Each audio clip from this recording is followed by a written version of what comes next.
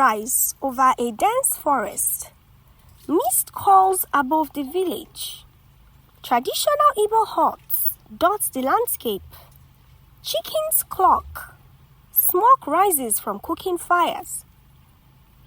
Long ago, in a village nestled between the great Ugbala forest and the rolling hills of Igboland, there was a secret that no one dared speak aloud. It was whispered by the wind, carried by the trees, and feared by every heart. A young boy, Obinna, about 12, runs barefoot along a dirt path, holding a small basket of yams. Obinna calls out excitedly, "Mama, Mama, I brought yams from the farm." Obinna's mother, Oluoma, gentle. "Obinna, be careful. The forest awakens early this time of the year," she said. Little did Obinna know the forest was alive, not just with animals, but with spirits. Spirits that would test the courage of any who dared enter. Obinna wanders near the forest edge. The trees loom like giants. Mist thickens. Shadows dance unnaturally. Obinna whispered to himself, "Just a little farther." Mama said, "Never go past the old Ugbala tree." The Ugbala tree was ancient. Its roots twisted like serpents, its branches scraping the sky. The elders said Ekwensu, the trickster spirit, lived beneath its roots, speaking to those who dared listen. A shadow moves between the trees, a flicker of red eyes. Ekwensu, low and echoing.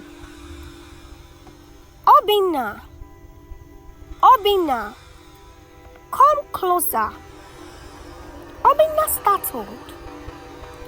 Who is there?" It was Ekwensu, the spirit of mischief. He whispered promises and temptations to those who were curious or foolish. A glowing fruit appears on a branch above Obinna. It shimmers unnaturally.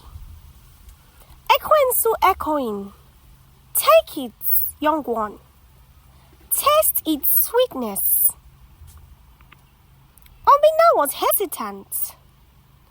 Mama said never touch anything in the forest alone. Every child in the village knew that the forest was alive with magic. Those who took what wasn't theirs often vanished, never to return. Obinna reaches for the fruit. Just a little. Sudden gust of wind throws him backward. The fruit disappears. Ekwensu laughing, fading. Clever boy, but the forest remembers. Obinna runs home, panting. His grandmother, Nneka, sits weaving a basket. Obinna, breathless, said, "Grandma, the forest, the tree, it spoke to me." Nneka, who was stern and wise, said, "Sit, child. Listen well. Ekwensu whispers to those who are too curious. He tricks, deceives, and punishes. The forest is alive. but it tests hearts. Village elders warned children in the past who played near the forest edge. One disappears. The elders had always known only the brave with pure hearts could survive the whispers of Ugbala. Obinna said, "But why me, Grandma? Why did it speak to me?" Nneka said, "Because courage is not the absence of fear, Obinna, but the choice to face it." Night falls. Obinna, lantern in hand, sneaks into the forest to return the fruits that Ekwensu left. The forest is dark, shadows twisting. Obinna said to himself, "I must be brave. I must return it." Glowing eyes in the dark, shapes of animals watching him. Ekwensu mockingly said, "You think you can escape me, boy?" Obinna replied, "I don't want to escape. I want to make things right."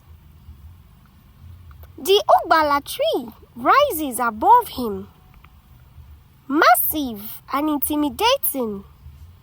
The roots pulse like veins. Only by facing his fear, Obinna would prove himself to the spirits of the forest. Ekwensu, soft, curious, said, "Such courage, few possess it." Obinna carefully places the fruits back on the branch. The forest calms. Glowing orbs rise from the roots. Morning breaks. Obinna emerges from the forest, tired but smiling. Nneka runs to embrace him. "You faced the forest, child, and returned with your heart intact." Obinna said, "It was Ekwensu. He tested me, but I wasn't afraid." The village celebrated his courage. The whispers of Ugbala would never tempt him again. But the lesson remained. The forest watches, and respect is earned, not demanded. Obinna began helping villagers, showing respect to the forest, children looking up to him. Sunset over the village. The Ugbala tree stands silently in the distance. And so, the tale of Obinna and the whispers of Ugbala tree lives on. In every rustling leaf, every forest shadow, the spirit reminds us courage, respect, and wisdom are the greatest treasures of all. Respect the forest, honor your elders, and listen to the whispers of the past.